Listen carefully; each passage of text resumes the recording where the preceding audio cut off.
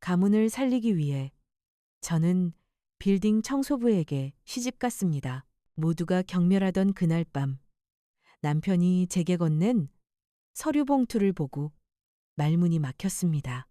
신라 서울 호텔에서 화려한 프로노비아스 웨딩드레스를 입고 서 있었. 크리스털 조명이 눈부셨지만 내 마음은 얼음처럼 차가웠다. 나는 부도덕한 가문을 구하기 위해 200억 원을 받고 낯선 남자와 결혼하는 꼭두각시였다. 반지를 교환할 때가 되자 모든 것을 주선한 김원호 삼촌이 살짝 몸을 기울였다. 그의 몽블랑 향수는 강렬하고 탐욕으로 가득했다.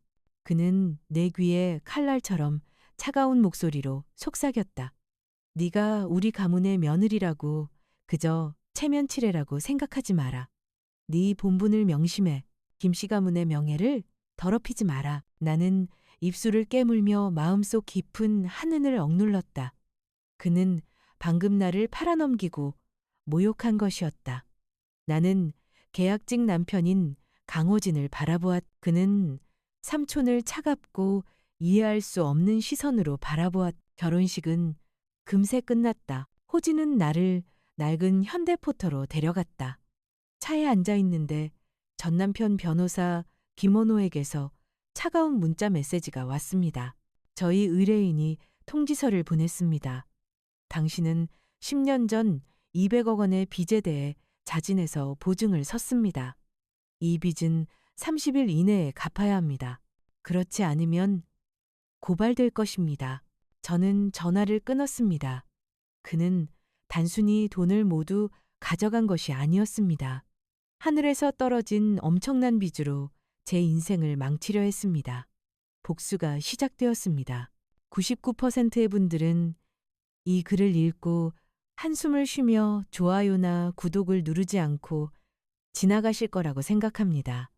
무슨 말인지 아시겠어요?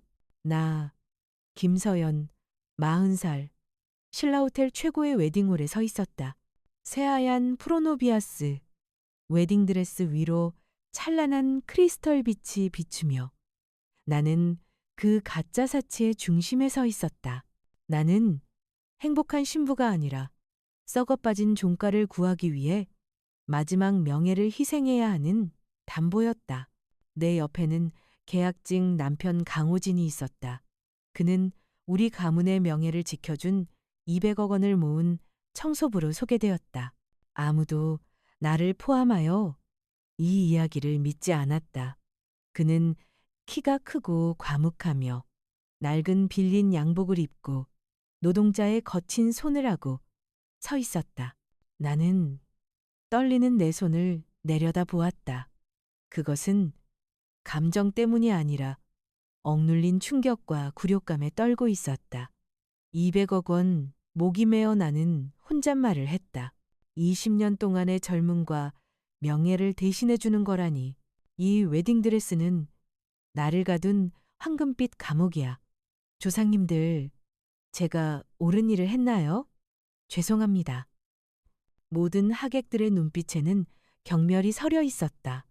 안동의 친척들은 나를 배신자처럼 쳐다봤다. 강남의 부잣집 친구들은 그저 나를 흘끗 보고는 경멸스럽게 한숨을 쉬며 돌아섰다. 그들의 판단하는 침묵은 직접적인 모욕보다 더 고통스러웠다. 반지를 교환할 시간이 되자 신탁 이사장 자리를 지키기 위해 온갖 수완을 부렸던 김원호 삼촌이 몸을 살짝 기울였다. 그의 진한 몽블랑 향수는 배신과 탐욕의 냄새가 되어버렸다. 그는 칼날처럼 차가운 목소리로 내 귀에 속삭였다. 네가 우리 며느리라고 그저 체면치레라고 생각하지 마라. 네 의무를 명심해라.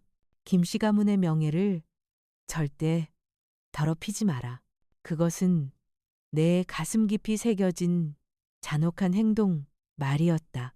입술을 깨물고 분노를 억누르고 가슴 깊은 곳에 한을 억눌러야 했다. 모든 것을 희생하고 조상의 땅을 팔아치운 다음 이 차가운 모욕을 받았다. 나는 강호진을 돌아보았다. 그는 나를 보지 않고 마치 표적을 분석하듯 어리둥절한 눈빛으로 원호 삼촌을 응시하고 있었다.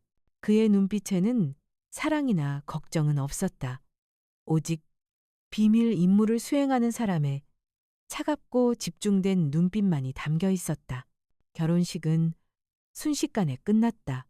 원호 삼촌은 강우진의 손에 열쇠를 건네주고 아무 말 없이 사라졌다. 호진과 나는 메르세데스 S클래스 같은 고급 승용차들이 막 떠난 호화로운 대청을 나섰다. 하지만 남편은 곧장 낡은 파란색 현대포터로 향했다. 나는 트럭 운전석에 들어섰고 공사 현장에서 나는 먼지와 땀 냄새가 코를 찔렀다. 잔혹한 대조였다.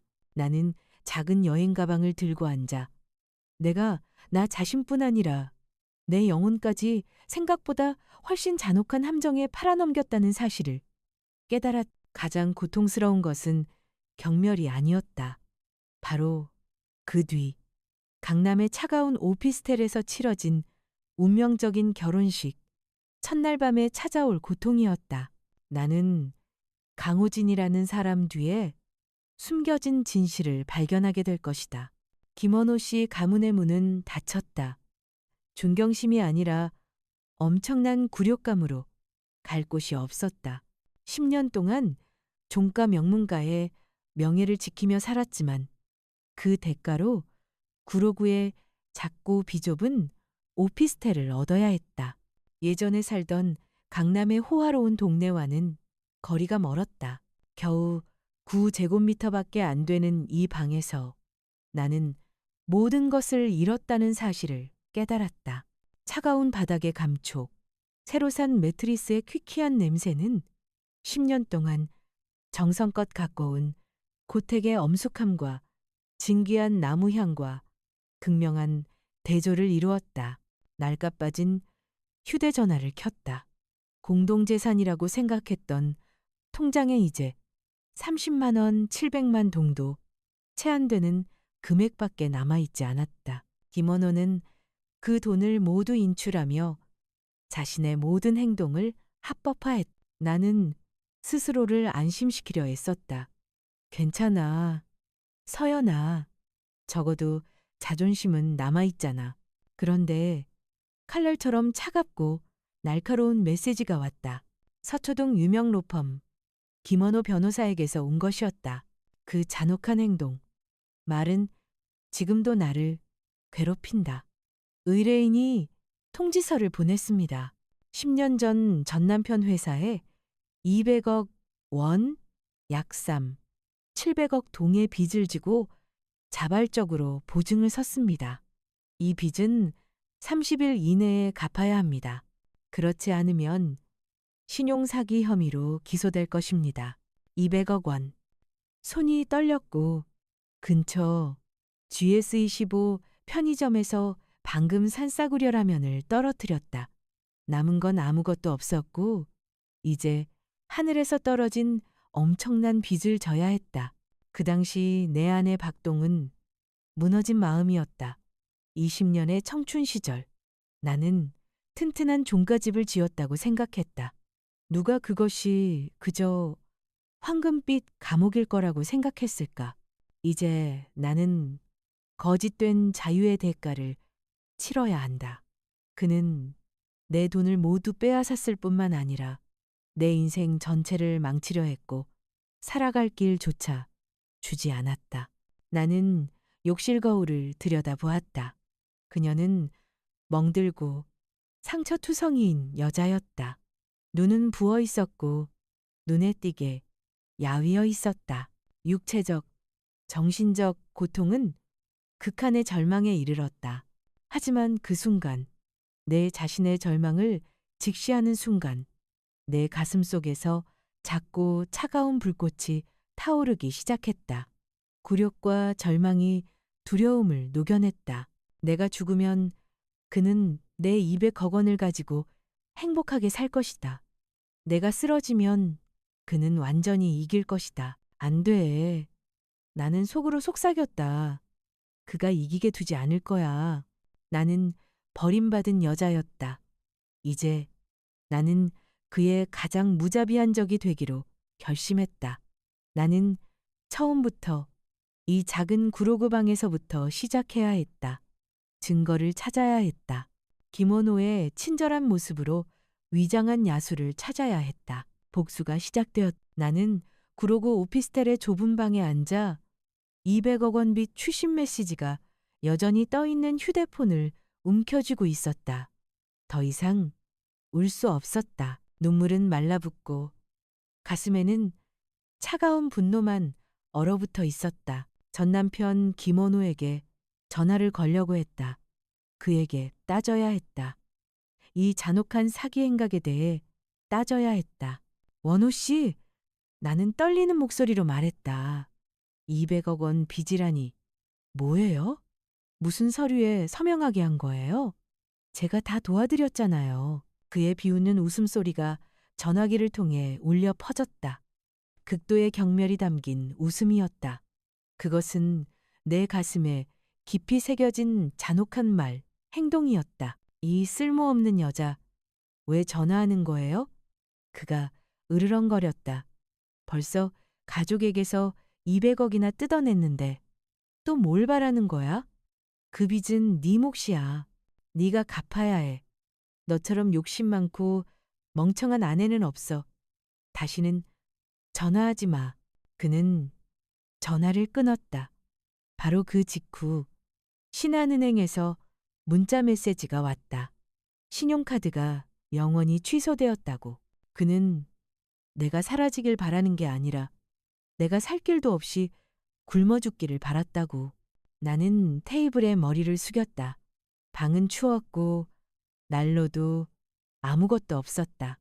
20년 동안 그에게 향긋한 김치찌개를 끓여주던 따뜻한 부엌이 떠올랐다. 이제 곰팡이 냄새와 외로움만이 가득했다. 감정의 구덩이가 열렸다. 나는 가장 고통스러운 진실을 깨달았다. 나는 완전히 무였다. 50세가 되자 집도 돈도 직업도 없이 홀로 남게 되었습니다. 그를 위해 경력을 쌓기 위해 젊음과 명예, 신뢰를 희생했지만 그 대가로 저는 버림받고 빚더미에 앉았습니다. 그들은 저를 고철처럼 내던지고 돈을 내라고 강요했습니다. 한안이 터져나왔습니다. 울음이 아니라 소리 없는 분노였습니다. 저는 방구석에 앉아 창밖을 바라보았습니다.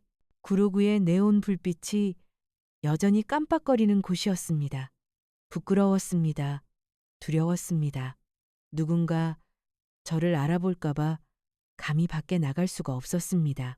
예전에 종가 부인이었던 저를, 이제는 가난하게 살고 있는 저를. 하지만 바로 이 절박함이 한계점을 만들었습니다. 그가 저를 무너뜨리길 원한다고요? 저는 그럴 수 없습니다. 저는 결심했습니다. 더 이상 피해자로 살 수는 없었습니다. 동맹을 찾아야 했습니다. 법체계와 김원호의 잔혹함에 맞서도록 도와줄 사람을 찾아야 했습니다. 낡은 전화번호부를 뒤졌다. 박식하고 멋지고 똑똑한 사람이 필요했다. 서초동에서 만난 오랜 친구. 내 끈기를 존경하던 그 친구가 눈에 띄었다. 내 싸움은 이 사회의 밑바닥에서 공식적으로 시작되었다. 믿을 만한 이름을 찾아 인맥을 뒤졌다. 대학 동기였던 박민정 변호사가 떠올랐다. 서울 법조계의 중심지, 서초동의 명문 로펌을 차린 똑똑한 여자였다. 카카오톡으로 짧고 애처로운 메시지를 보냈다. 민정아, 서연이야. 네 도움이 필요해. 내 상황이 너무 안 좋아. 10분도 채 지나지 않아 그녀가 다시 전화를 걸어왔다. 서연아, 어디 있어? 진정해. 울지 말고. 지금 서울 가정법원 근처 스타벅스로 와. 기다릴게. 서초동에 도착하니 마치 다른 세상에 온 것 같은 기분이 들었다. 모두 정장을 입고 두툼한 서류를 들고 분주하게 걸어 다니고 있었다. 낡은 코트를 입은 나는 박민정 변호사 맞은편에 앉았. 이혼 청구, 200억 원의 빚, 그리고 김원호의 생계가 끊긴 사실까지 모든 것을 털어놓았다. 박 변호사는 단 한마디도 함부로 판단하지 않고 전문가처럼 경청했다. 내 말이 끝나자 그녀는 서류 뭉치를 내 쪽으로 밀어주었다. 서연 씨, 남편은 단순히 당신을 밀어내려 한 게 아니었어요. 당신이 빚을 지게 해서 모든 재산을 차지하려 했던 거죠. 이건 고의적인 계략이었어요. 그녀는 충격적인 서류를 건넸다. 사전 확인을 해봤는데 200억 원의 빚은 진짜예요. 하지만 그게 다가 아니에요. 10년 전에 지창금을 팔고 삼성생명 보험펀드를 샀던 거 기억하세요?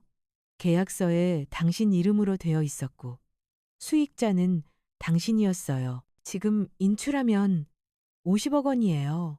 반전 1호가 등장했다. 나는 완전히 충격을 받았. 50억 원. 잊고 있던 합법적인 전쟁 기금. 다시 눈물이 흘렀지만 이번에는 절망이 아니라 희망과 깨달음의 빛이었. 서연 씨. 박 변호사가 힘찬 목소리로 말했다. 우리에겐 무기가 있습니다. 이 50억 원을 이용해 형사를 고용해서 배임 및 명예훼손 혐의로 고소하겠습니다. 제가 이 상황을 반전시키도록 돕겠습니다. 나는 오랜 친구이자 나의 구세주가 되어준 박 변호사를 바라보았다. 서초동에서 가장 강력한 법률 동맹을 가진 것이다. 이제 진정한 싸움이 시작되었다. 서초동의 한적한 스타벅스에서 박민정 변호사가 200억 원대의 가짜빚과 김원호가 서류를 어떻게 조작했는지에 대한 자세한 분석을 들려주는 것을 들었다. 그녀는 내 삶의 혼란과는 정반대였다. 그 빚은 박 변호사가 말했다. 끔찍한 일이었습니다. 하지만 항소할 수 있습니다. 그리고 더 중요한 것은 전쟁 기금이 있다는 것입니다. 나는 당황했다. 민정 씨, 무슨 전쟁 기금이요? 한 푼도 남지 않았습니다. 박 변호사는 날카로운 눈빛으로 살짝 미소 지었다. 10년 전 남편 당시 김원호, 이 자신의 스타트업에 투자할 수 있도록 지참금으로 받은 금을 팔았던 일 기억하십니까? 그중 일부를 간직하고 당시 재무설계사의 조언에 따라 삼성생명 생명보험 펀드를 샀던 일 기억하십니까? 나는 깜짝 놀랐다. 아득한 기억이 스쳐 지나갔다. 그렇다. 그것은 작고 무의식적인 행동이었고 내가 완전히 잊고 있던 노후를 대비한 것이었다. 그 기금은 당신 명예이고 당신이 수익자입니다. 공동 재산이 아니라 개인 재산입니다. 현재 인출 시 가치는 50억 원입니다. 50억 원. 저는 거의 무너질 뻔했습니다. 이 두 번째 반전은 너무 컸습니다. 합법적인 돈이었고 이혼 소송 대상이 아니었습니다. 저는 영원으로 사회 밑바닥까지 내몰렸지만 사실 저는 보호받는 합법적인 재산을 가지고 있었습니다. 내면의 박동, 깜짝. 저는 속삭였습니다. 저는 너무 절박했고 과거의 작은 희생과 신중함이 저를 구했다는 사실을 잊을 만큼 눈이 멀었습니다. 50억 원. 단순한 돈이 아닙니다. 제가 견뎌온 세월에 대한 인정입니다. 이 선물로 제 수치심을 씻어내겠습니다. 박 변호사는 권위의 찬 목소리로 나를 바라보았다. 이 50억 원은 금융탐정을 고용해 철저한 수사에 투입될 겁니다. 김원호의 조직적인 횡령과 자산 처분을 밝혀낼 겁니다. 눈물로 싸울 필요 없습니다. 지성과 법으로 싸워야 합니다. 나는 일어섰다. 두려움에 떨던 손은 이제 결연한 의지로 떨렸다. 서초동에서 쓴 커피를 마저 마셨다. 좋아요, 민정 씨. 어떻게 해야 할까요? 신비로운 수단을 손에 넣었다. 이제 첫 발을 내디딜 때였다. 박 변호사의 계획에 따라 저는 한국에서 중요한 거래에 필요한 법적 인감인 인감을 돌려받아야 했습니다. 김원호 변호사가 제가 퇴거한 후 이사한 개인 사무실에 오래된 금고에 여전히 인감을 보관하고 있다는 것을 알고 있었습니다. 저는 공개적으로 집에 들어갈 수 없었습니다. 박 변호사는 200억 원의 빚을 탕감하려면 그가 당신의 동의 없이 인감을 사용했다는 것을 증명해야 합니다. 라고 조언했습니다. 어느 날 밤 저는 검은 옷을 입고 모직 모자를 쓴 채 택시를 타고 강남에 있는 그의 고급 아파트 단지로 갔습니다. 그는 현관문 잠금 장치를 바꿔놓았지만 사무실 문에는 비밀번호가 걸려 있었습니다. 그가 힘든 시절부터 사용해온 일련의 숫자, 즉, 제 생일이었습니다. 그는 거만하게도 제가 다시는 돌아오지 못할 거라고 생각했습니다. 내 안의 비트가 쿵쾅거렸다. 그는 내 생애를 비밀번호로, 내 신뢰를 무기로 삼았어. 그는 내가 감히 자신과 마주치지 못할 거라고 생각할 만큼 오만했어. 그는 틀렸어. 난 돈이 아니라 내 진실을 위해 여기에 왔어. 금고를 열었다. 안에는 내 인감 인장이 서류와 함께 놓여 있었다. 엄청난 반전이 들이닥쳤. 그 서류는 내가 서명한 채무보증계약서의 공증 사본이었는데 그가 내게 갚으라고 요구했던 200억 원의 빚을 갚기 위한 것이었다. 그 옆에는 10년 전에 서명한 내 인감 인장이 찍힌 다른 재산량도 서류들이 있었다. 나는 충격을 받았다. 그는 단순히 나를 속여 이혼하게 한 게 아니었다. 그는 10년 전에 내 절대적인 신뢰를 이용해 나를 채무자이자 원치 않는 공범으로 만들었다. 나는 인감 인장을 가지고 떠나기 전에 휴대폰으로 모든 서류를 사진으로 찍었다. 증거가 있었다. 차갑고 분노에 떨리는 목소리로 박 변호사에게 전화를 걸었다. 민정 씨, 그는 10년 동안 저를 속여왔습니다.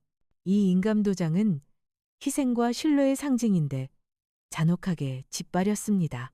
이 기만을 이용해 그의 명예를 훼손하겠습니다. 제 법정 공방은 새로운 국면에 접어들었습니다. 10년간의 배신에 대한 진실을 밝히기 위한 싸움입니다. 카카오톡 가족 채팅방. 아직 나가지 않은 상태에서 공지된 대로 서울 외곽에 있는 종묘에서 직계 후손에게만 공개되는 작은 제사가 거행되었습니다. 김원호가 얼마나 거짓을 퍼뜨렸는지 깨닫게 된 기회였습니다. 나는 가장 간소한 전통 한복을 입었지만 종가 후손의 품격은 유지했습니다. 사당에 들어서자 은은한 향내가 코끝을 스치며 분노를 가라앉혔습니다. 하지만 그 평화는 잠시뿐이었습니다. 김원호가 그곳에 있었습니다. 값비싼 정장을 입은 그는 내 조카들 앞에 서 있었습니다. 그 중에는 내가 이화여대 코트를 사준 대학교 2학년 김지혜도 있었습니다. 지혜는 의심과 경멸의 눈빛으로 나를 바라보았습니다. 그는 말을 시작했습니다. 얘들아, 이 배신의 예를 보라. 그의 잔혹한 행동. 말이 시작되었습니다. 김서연은 우리를 배신하고 200억 원의 더러운 청소부와 결혼하며 우리 조상을 모독했습니다. 그녀는 더 이상 종가 사람이 아닙니다. 그녀는 죄인입니다. 우리 모두 힘을 합쳐 그녀에게 맞서 싸워야 합니다. 그의 목소리는 유창했지만 거짓된 분노가 가득했습니다. 그는 횡령과 가문의 몰락이라는 모든 죄를 제 탓으로 돌리며 후손 복이라는 거짓 약속을 했습니다. 저는 인감도장이든 나무 상자를 손에 꼭 쥐고 방구석에 말없이 서 있었습니다. 지혜에게 수능 공부를 가르치며 밤을 지새웠던 장면이 떠올랐습니다. 이제 그녀의 어린 얼굴에는 경멸과 혐오감이 서려 있었습니다. 그는 젊은이들을 조종하고 진실을 왜곡하고 그들의 눈에 저를 괴물로 만들었습니다. 이 고통은 돈을 잃는 것보다 더 깊었습니다. 그것은 내가 믿는 혈연관계, 정의에 대한 이야기였. 내면의 박동, 정의. 나는 속삭였다. 그는 모든 죄를 내 탓으로 돌렸어. 하지만 저항할 수 없어. 두려움 때문이 아니라 침묵하는 투사의 침착함을 유지해야 하기 때문이야. 내 명예를 되찾을 뿐만 아니라 속아 넘어간 아이들을 위해 진실을 되찾을 거야. 종가의 정직함과 명예가 여전히 가치 있다는 것을 증명하기 위해 싸울 거야. 그 자리에 없었던 호진이 내게 문자를 보냈다. 그들에게 아무것도 증명할 필요 없어. 그저 그들의 눈만 모아 다가오는 재판을 위해 그들의 분노가 필요해. 진정해. 서연아, 나는 어떤 모욕에도 답하지 않았다. 그저 고개를 숙이고 최대한 엄숙하게 의식을 거행하며 진실을 밝히겠다는 조상들의 묵언을 전했다. 이 억눌렸던 분노가 나의 새로운 원동력이 되었다. 나는 절망을 극복했다. 이제 나는 진실을 위해 그리고 김원호의 속임수로부터 내가 사랑하는 사람들을 지키기 위해 싸운다. 나는 조용히 사찰을 나선다. 내 마지막 말은 강렬하고 차가운 내면의 독백이다. 행동을 시작해야 한다. 40살 여자의 변신은 환상 속에서 일어난 것이 아니다. 차가운 부엌과 조용한 서재에서 일어난 일이다. 나는 돈 500억 원도 있고 변호사, 서초동도 있고 무기, 인감도 있다. 이제 자존감을 회복하고 부인할 수 없는 증거를 찾아야 한다. 박민정 변호사는 김 씨, 김원호 씨가 고소한 기생충이 아니라는 것을 법원에 증명해야 합니다. 라고 말했습니다. 이 말은 종가 씨였던 그녀의 자존심을 찔렀습니다. 저는 직장에 가기로 했습니다. 신탁, 기금 500억 원을 당장 생활비로 쓸 수는 없었습니다. 제 신분이 노출될 테니까요. 제 돈을 벌어야 했습니다. 저는 강남이나 청담동의 옛 지인들과는 멀리 떨어진 서민 지역인 종로의 국밥집에서 아르바이트를 구했습니다. 주방 보조, 청소와 설거지를 지원했습니다. 국밥집 주인은 의심스러운 눈빛으로 저를 바라보았습니다. 김 씨, 손이 너무 부드럽네요. 할 수 있을까요? 제 일을 망치지 마세요. 이는 한국 사회의 솔직하고 단호한 말이었습니다. 나는 미소를 지었다. 더 이상 거만하지 않고 오히려 단호한 미소였다. 할 수 있어요. 부인. 일은 정말 고되었다. 매일 밤 12시간씩 설거지를 했다. 찬물과 비누 때문에 소중한 차를 마시고 중요한 서류에 서명했던 손이 감각이 없어지고 갈라졌다. 온몸이 녹초가 되었다. 내면의 박동, 재생. 나는 속삭였다. 하지만 더 이상 굴욕감을 느끼지 않아. 기름 냄새와 뼈, 국물 냄새가 나를 살아있게 해. 내가 버는 모든 돈은 재생이야. 그건 그들과는 상관없는 일이야. 나 자신과 관련된 거야. 나는 더 이상 쓸모없는 김서연 부인이 아니야. 낮에는 공부에 시간을 보냈다. 여전히 미스터리한 계약직 남편 역할을 맡은 호진은 낡은 삼성 갤럭시 북을 사서 내 책상에 놓아두었다. 그는 내가 돈을 받지 않는다는 것을 알았지만 나는 그 공부 도구를 받았다. 나는 민법과 기초회계에 대한 온라인 단기 강좌를 수강했는데 이혼 재산 분할과 사기 감사에 중점을 두었다. 적과 무기를 이해해야 했다. 매일 밤 자정이 되면 나는 녹초가 되어 오피스텔로 돌아왔다. 호진은 보통 먼저 나갔고 항상 배소이, 두유 한 상자와 작은 쪽지를 남겼다. 휴식하세요. 계획이 진행 중입니다. 나는 여전히 그의 수사 비용 지불 제안을 거부했다. 정보와 법률 자문만 받아들였다. 이 싸움이 내 자존심과 노력으로 이루어지기를 바랐다. 아르바이트로 번 돈을 한 푼도 남기지 않고 모아두었던 신한은행 계좌를 개설했다.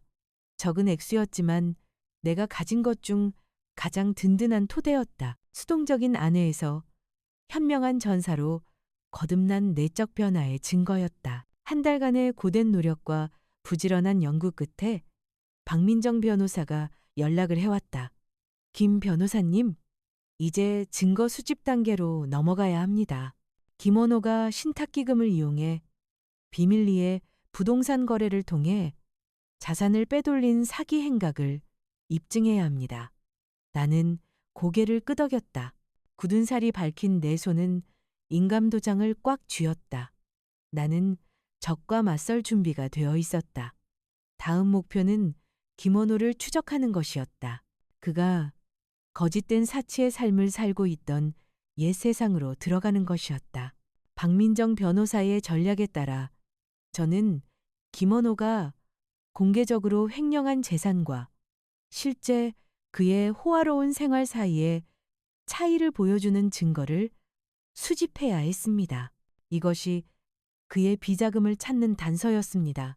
예전에는 종가 부인이었던 저는 이제 아마추어 탐정이 되었습니다. 가장 무명한 차, 호진의 낡은 현대포터를 몰고 김원호의 새 메르세데스 S클래스를 쫓았습니다. 숨겨진 구석에 주차된 미니밴을 타고 북적이는 청담동의 호화로운 세상을 바라보는 것은 제 마음속에 분노와 고통의 대조를 만들어냈습니다. 저는 그를 따라 고급 쇼핑가로 갔습니다. 저를 가문의 망신을 가져다 주었다고 비난했던 그는 방탕하고 사치스러운 삶을 살고 있었습니다. 그날 저는 김원호가 청담동 에르메스 매장에서 새 가방을 들고 젊은 여성과 함께 나오는 것을 보았습니다. 조상의 돈, 속인 젊은이들의 돈으로 싸구려 사치 생활을 샀지. 위선적인 가족 경영자의 껍질을 이제 찢어버리겠어. 가슴이 얼어붙었다. 나는 맞은편 숨겨진 구석에 미니밴을 주차하고 배달을 기다리는 척했다. 삼성 갤럭시북을 이용해 시간, 장소, 차량 번호, 그리고 그가 산 사치품을 기록했. 검은색 카드로 거액을 지불한 후 젊은 여자와 함께 블루보틀 커피숍으로 태연하게 걸어 들어가며 웃고 이야기하는 그의 모습을 사진으로 찍었다. 내 안에 비트가 속삭였다. 나는 호진의 낡은 트럭에 앉아 그가 웃고 이야기하는 것을 지켜보았다. 그는 내 눈이 더 이상 버려진 전처의 눈이 아니라 정의의 눈이라는 것을 몰랐다. 나는 감정이 아니라 숫자가 필요하다. 질투는 여기에 있을 자리가 아니다. 나는 단지 재정적 증거가 필요할 뿐이다. 한 번은 내가 거의 발각될 뻔했다. 김원호와 어린 소녀는 갑자기 돌아섰다. 심장이 터질 듯 쿵쾅거렸지만 나는 놀라면서도 침착함을 유지하며 휴대폰을 보는 척했다. 일주일 동안 꼼꼼하게 감시한 끝에 현금과 비밀 블랙카드로 결제된 명품 쇼핑 거래의 간접 증거를 모두 박민정 변호사에게 보냈다. 박 변호사는 확인했다. 서연 씨, 잘하셨습니다. 이 블랙카드 거래는 그의 비자금에 대한 확실한 단서입니다. 잘하셨습니다. 그의 자산이 신고소득을 훨씬 초과한다는 정황 증거입니다. 하지만 아직 내부 증거, 결정적인 증거가 없습니다. 공식적인 은행 명세서나 위조장부 같은 것 말입니다. 나는 절박했다. 내부 증거라니 어떻게 테헤란로에 있는 그의 사무실에 침입할 수 있단 말인가? 그리고 그때 명확한 금전적 증거가 없어 쓰러지기 직전 모르는 번호에서 비밀 전화가 걸려왔다. 차가운 오피스텔 안에서 울리는 벨소리는 상황을 완전히 뒤집었다. 나는 전화를 들었고 전화 저편에서 들려오는 목소리는 낮고 다급했다. 나는 그 사람이 내가 만난 사람이라는 것을 알아챘다. 차가운 오피스텔에 전화벨이 울렸다. 화면을 보니 낯선 번호였다. 심장이 쿵쾅거리며 쿵쾅거렸다. 전화를 받았다. 수화기 너머로 낮고 다급한 목소리가 들려왔다. 윤보조였다. 그는 지난 5년간 테헤란로 사무실에서 김원호의 측근으로 일해왔다. 김서연 씨. 그의 목소리는 떨렸지만 단호했다. 지금 당장 만나 뵙고 싶습니다. 급합니다. 스타필드. 하남지하 주차장 B3. 자정입니다. 나는 망설임 없이 호진에게 말했다. 그는 그저 고개를 끄덕였다. 비밀책을 가진 사람은 그뿐이야. 가되, 각별히 조심해야 해. 자정. 나는 현대포터를 몰고 스타필드 하남 지하 주차장으로 향했다. 크고 텅 빈 쇼핑몰이었다. 콘크리트 냄새와 습기가 공기를 가득 채웠다. 윤보조는 구석진 곳에 웅크리고 서 있었고 그의 얼굴은 두려움으로 창백했다. 윤 씨, 무슨 일이세요? 나는 목소리를 가다듬으며 물었다. 윤 보좌관이 말했다. 김원호는 며칠 전 그를 해고하며 그가 가짜 서류에 서명하기를 거부했다는 이유만으로 불충실하다고 모욕했다. 윤 보좌관은 떨리면서도 단호한 어조로 속삭였다. 그는 내게 충성심이 없다고 했어. 하지만 김 씨 일가를 망친 건 그 사람이야. 우리 모두를 이용했지. 김 씨, 그놈이 그냥 넘어가게 둘 순 없어. 난 몰래 모든 걸 베꼈어. 이게 검은색 USB야. 여기 모든 걸 다 찾을 수 있을 거야. 이게 네가 받을 만한 정의야. 그는 작은 검은색 USB를 내밀었다. 이 USB는 단순한 증거가 아니라 전세를 뒤집은 결정적 무기였다. 충격과 절망이 가슴에 솟구쳤다. 종가를 위해 싸우는 마지막 사람이 나인 줄 알았는데 틀렸다. 정의는 언제나 아군이 있다. 내게 옳은 것을 믿게 하는 것은 내면의 박동이다. 손바닥에 차가운 금속의 감촉을 느끼며 USB를 받아들었다. 윤 선생님, 감사합니다. 저와 종가의 명예를 구해주셨습니다. 돈은 필요 없습니다. 윤 보조는 눈물을 글썽이며 고개를 저었다. 그저 그에게 업보가 찾아오는 것을 보고 싶을 뿐입니다. 그는 제 존엄을 짓밟았습니다. 두근거리는 가슴을 안고 황급히 사무실을 나섰다.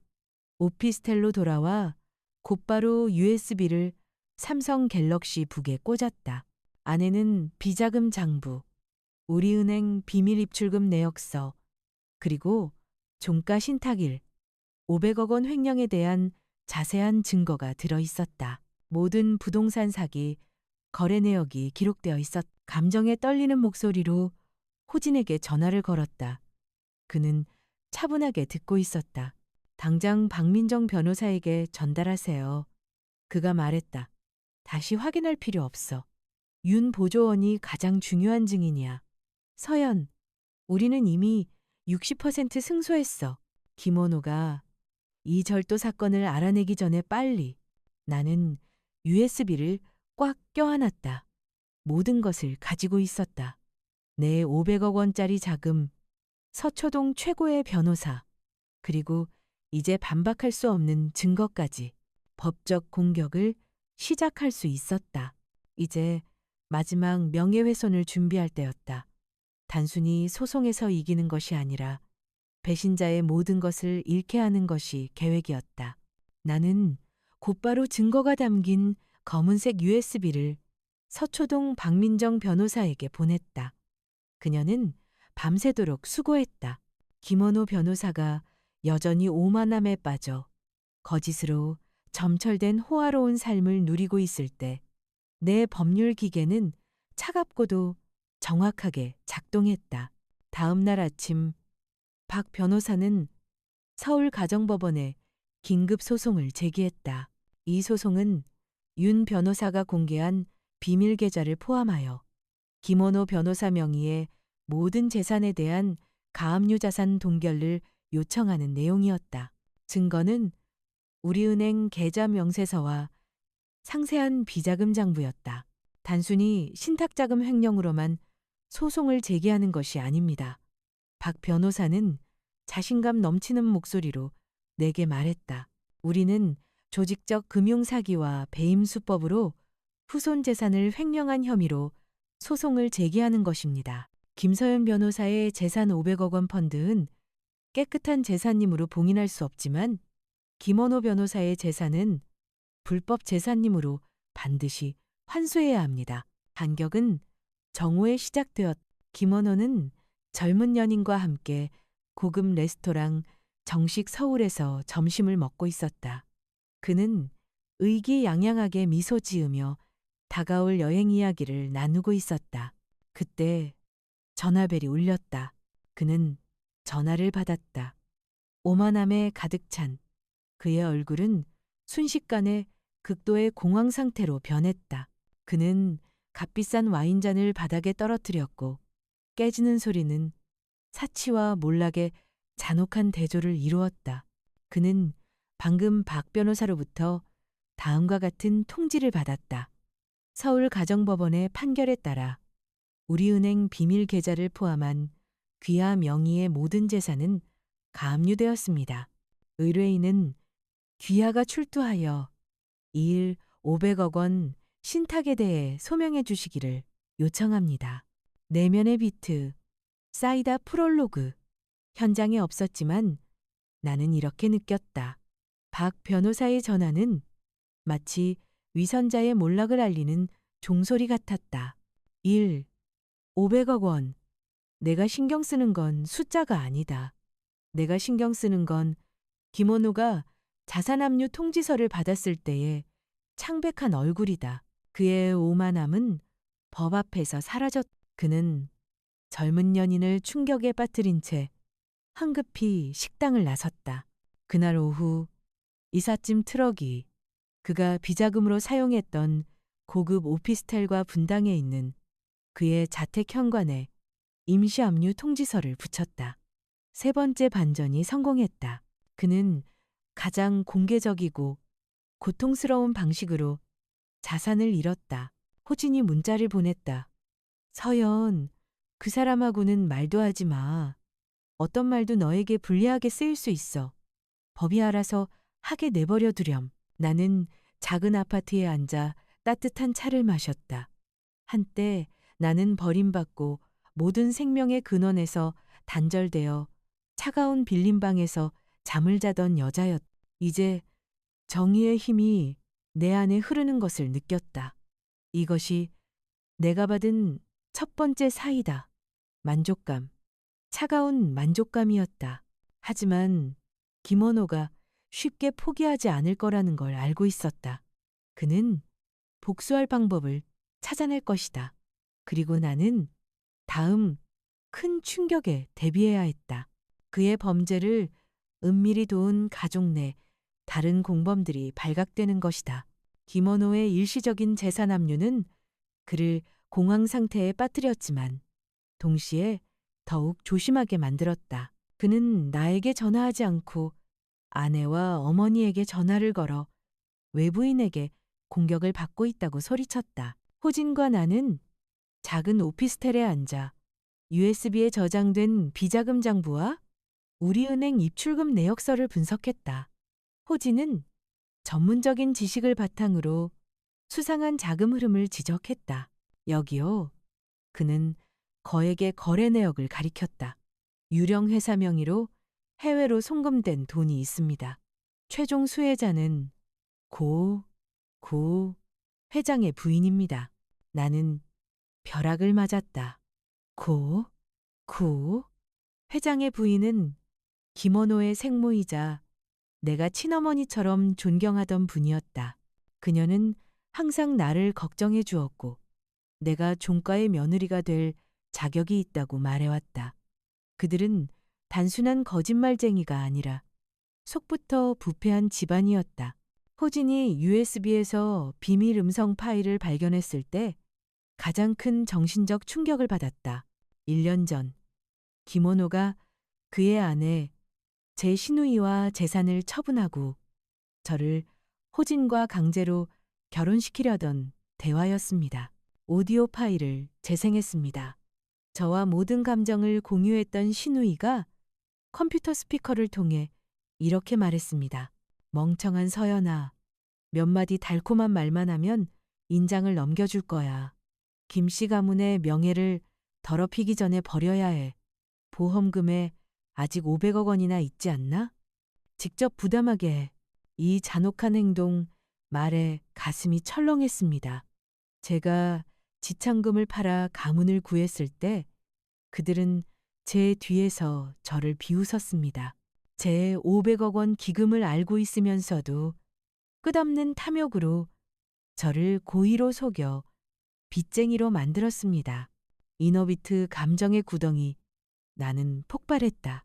한때 어머니처럼 존경했던 구 대통령의 어머니, 한때 믿었던 형수, 모두 알고 있었고 지난 10년 동안 나를 속이는 데 가담했습니다. 그들은 저를 망쳤을 뿐만 아니라 종가까지 망쳤습니다. 이 잔혹함과 탐욕을 용서할 수 없습니다. 온 가족이 괴물과 함께 살았습니다. 나는 조용히 일어나 화장실로 거울을 보니 한 여자가 텅 비어 있었지만 그녀의 눈은 차갑고 용서할 수 없는 분노로 타오르고 있었다. 나는 충분히 울었다. 나는 걸어 나왔다. 내 목소리는 너무 차갑고 단호해서 호진도 놀랐다. 호진, 박 변호사에게 연락해줘. 서연, 무슨 일이야? 박 변호사, 김원호의 아내이자 어머니를 상대로 명예훼손 민사소송을 제기해 주십시오. 내 명예와 존엄을 훼손한 모욕에 대한 배상을 요구합니다. 그 녹음에 담긴 치욕에 대한 배상을 해야 합니다. 호진 씨는 아무 말도 하지 않고 조용히 다가와 뒤에서 꼭 껴안았습니다. 따뜻한 포옹은 필요 없었습니다. 차갑고 정확한 정의가 필요했습니다. 가족 전체를 배신한 일은 제 인생에서 가장 큰 정신적 충격이었습니다. 하지만 이 충격이 제 결심을 더욱 굳건하게 했습니다. 저는 돈을 돌려받을 뿐만 아니라 제 명예와 조종당했던 젊은이들의 명예도 되찾겠습니다. 드디어 무대가 마련되었습니다. 이제 진실을 밝힐 때입니다. 구 회장의 어머니와 시누이도 공범이라는 사실을 알게 된 후 저는 감정의 장벽을 완전히 극복했습니다.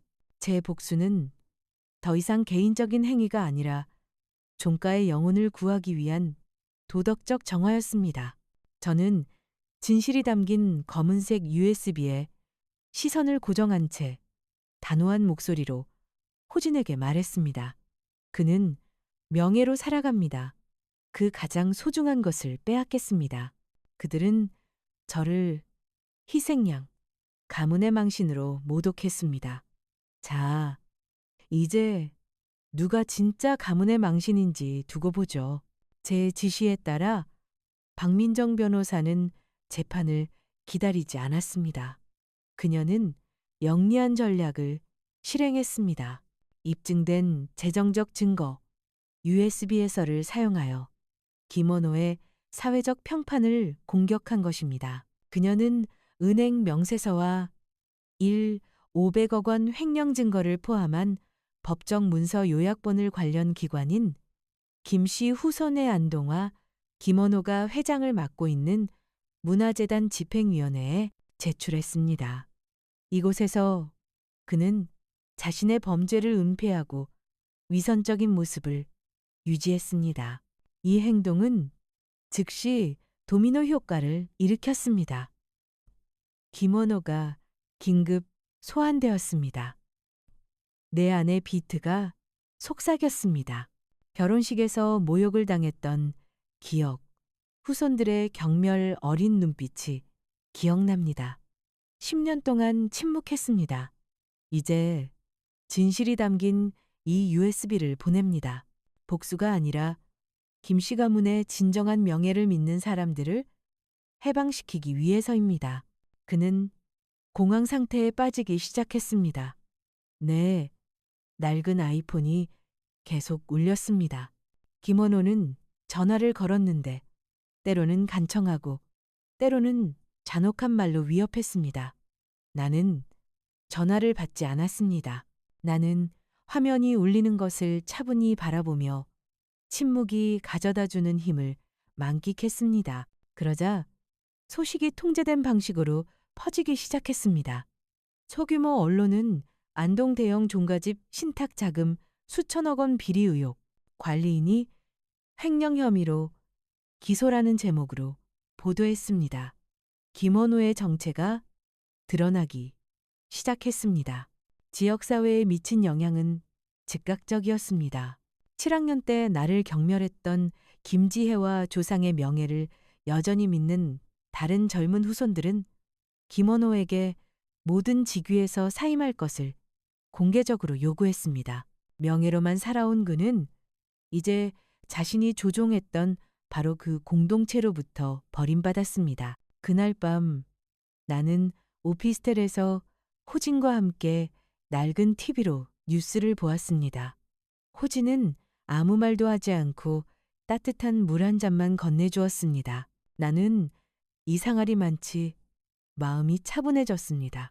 그 자만심은 큰 웃음이 아니라 악당이 자신이 꾸며낸 도덕성 때문에 벌을 받는 것을 보고 느끼는 차갑고 만족스러운 감정이었습니다.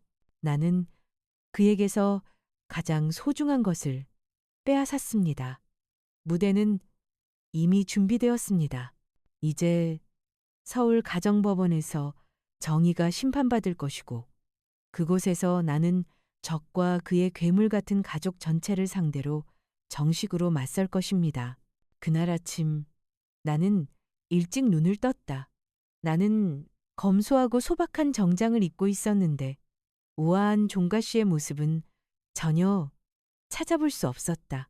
호진 씨는 놀라울 정도로 조용하고 차분한 모습으로 나를 법정으로 안내했다. 그는 내 손을 잠깐 잡았다가 놓았다. 진실과 법이 말하게 하라. 서연아, 그가 말했다. 서울 가정법원 법정은 차갑고 엄숙했다. 나는 원고 측 김원호 씨와 그의 변호사, 강남에서 정평이 나 있는 베테랑 변호사 맞은편에 앉았다. 그는 여전히 경멸과 오만함이 가득한 눈으로 나를 바라보았다. 마치 내가 벽에 붙은 팔이라도 되는 것처럼. 변론이 시작되었다.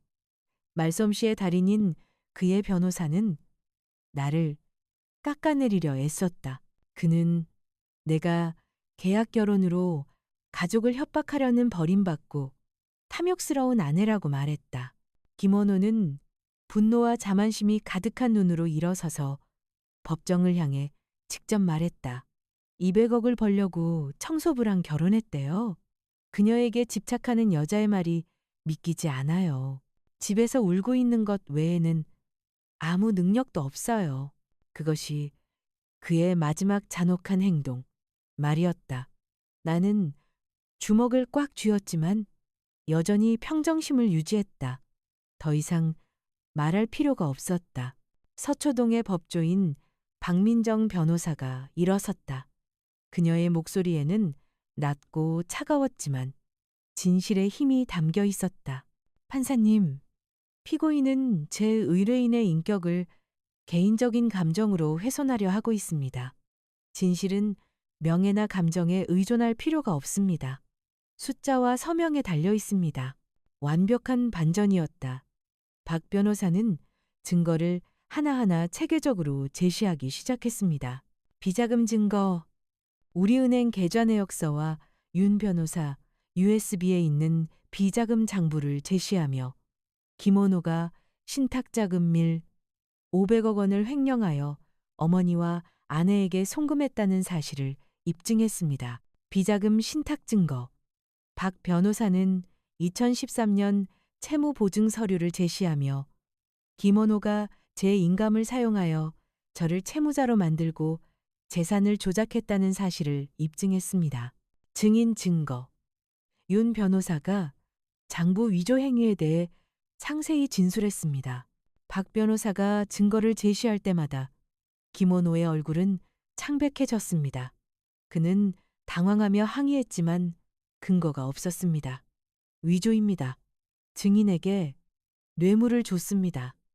라고 소리쳤습니다. 이너, 비트, 사이다, 텐스. 나는 속삭였다.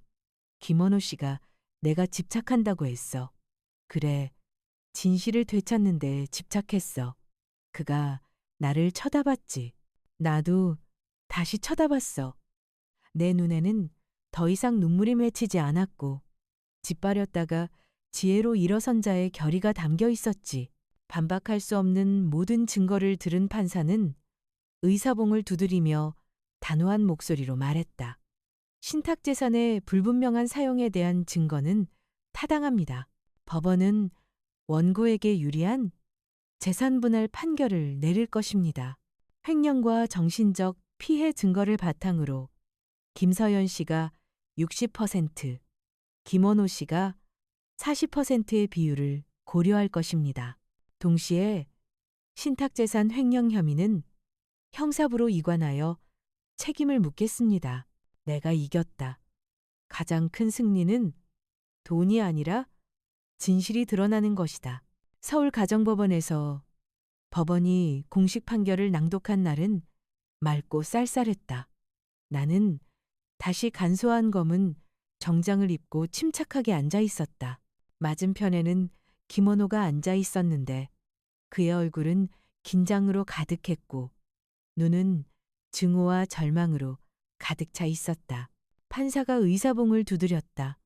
그의 목소리가 법정에 울려 퍼졌다. 피고인 김원호의 신탁자금 횡령과 원고 김서연의 인감도장 부정사용이라는 반박할 수 없는 증거에 근거하여 본법원은 다음과 같이 명령한다. 두 사람의 계약 혼인은 공식적으로 종료된다. 가슴이 쿵쾅거렸다.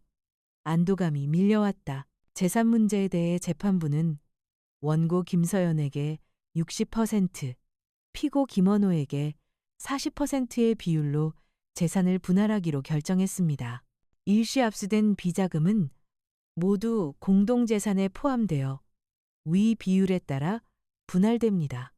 신탁금 횡령 사건은 검찰로 이관되어 형사 수사를 받게 됩니다. 그 순간 사이다의 클라이맥스가 온몸을 휩쓸고 지나가는 것을 느꼈습니다.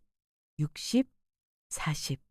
정의는 실현되었을 뿐만 아니라 피해자에게까지 기울어져 가해자를 처벌했습니다. 김원호는 쓰러졌습니다.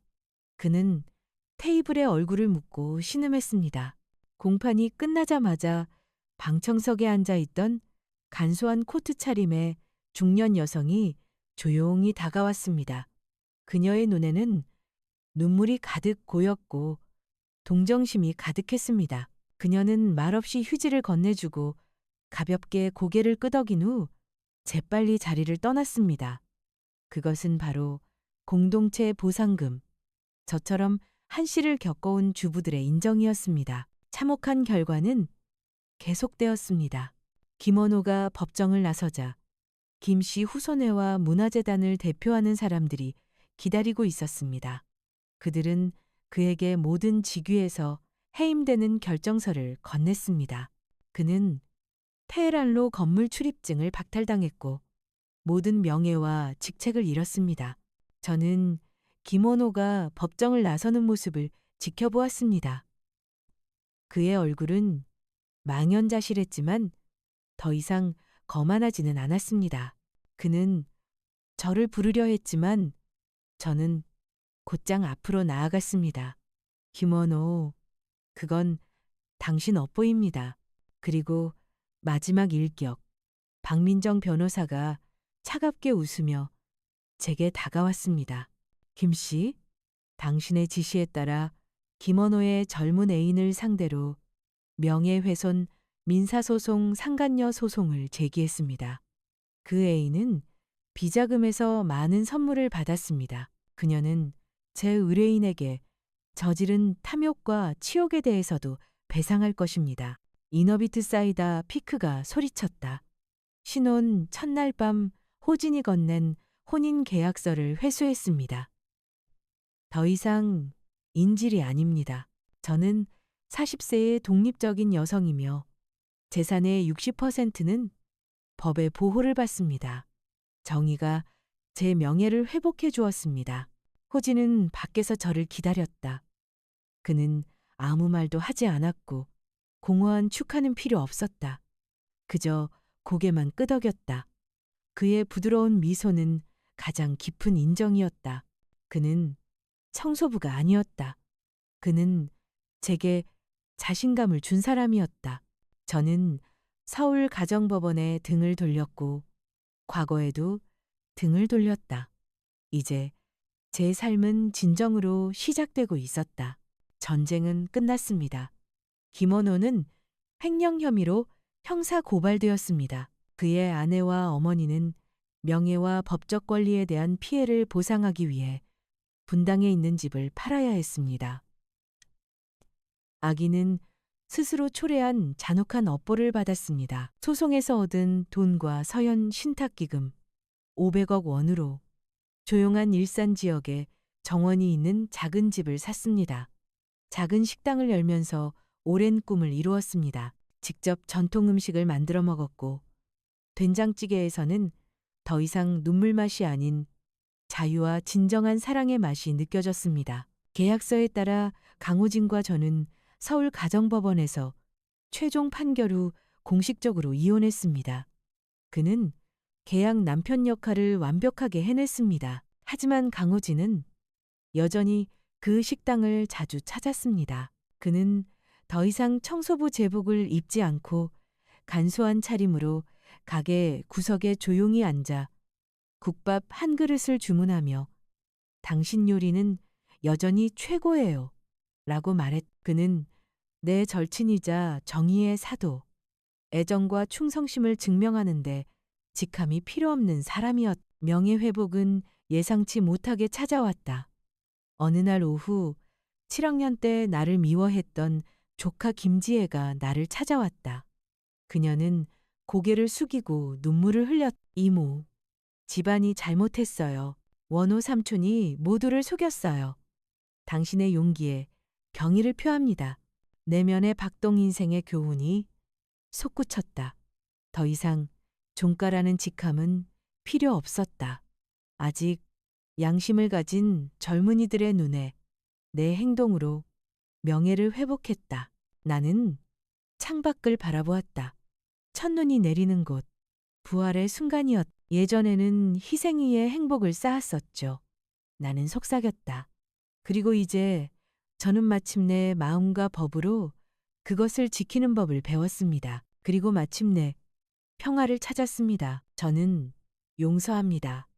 김원호나 다른 거짓말쟁이들을 위해서가 아니라 한때 거짓된 명예를 맹목적으로 믿었던 저 자신을 용서하기 위해서입니다. 20년 전 저는 약함 때문에 모든 것을 잃었습니다.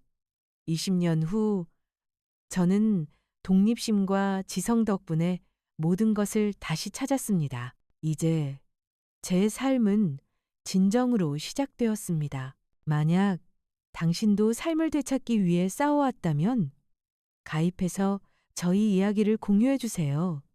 법과 지성은 여성의 가장 강력한 무기라는 것을 기억하세요.